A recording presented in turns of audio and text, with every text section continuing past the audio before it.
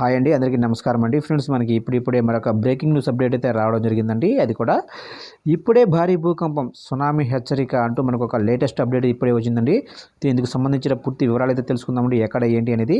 Video ఎక్కడ skip చేయకుండా చూడండి ఫ్రెండ్స్, అప్పుడే మనకి పూర్తి కంప్లీట్ ఇన్ఫర్మేషన్ అయితే అర్థమవుతుంది.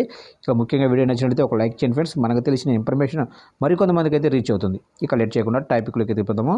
ఇక్కడైతే చూడండి ఫ్రెండ్స్, మనకు వచ్చిన అప్డేట్ ప్రకారంగా చూస్తే జపాన్లో భారీ భూకంపం సంభవించింది. ఇషికావా రాష్ట్రంలో సోమవారం ఉదయం భూప్రకంపనలు నమోదయ్యాయి. భూకంప తీవ్రత రిక్టర్ స్కేల్పై 7.4గా నమోదైనట్లు జపాన్ వాతావరణ కేంద్రం తెలిపింది.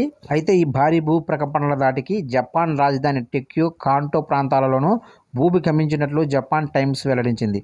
అయితే ఈ భూప్రకంపనల కారణంగా ప్రాణ ఆస్తి నష్టానికి సంబంధించి ఇప్పటివరకు ఎలాంటి సమాచారం అయితే లేదు.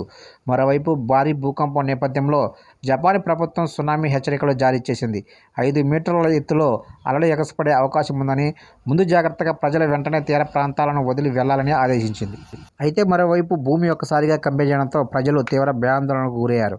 ఇళ్ల నుంచి బయటకు పరుగులు తీశారు. భూప్రకంపనలకు బిల్డింగులు ఊగిపోయాయి. ఇందుకు సంబంధించిన దృశ్యాలను జపాన్ వాసులు తమ ఫోన్లలో బంధించి సోషల్ మీడియాలో పోస్టు చేశారు. ప్రస్తుతం ఆ వీడియో వైరల్ అయితే అవుతుంది.